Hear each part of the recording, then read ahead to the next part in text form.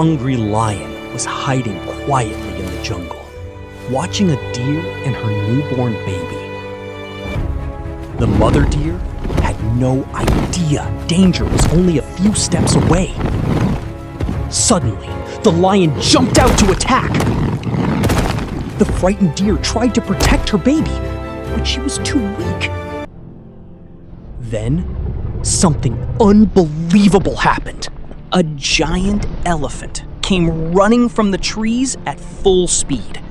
The elephant charged directly at the lion and scared it away.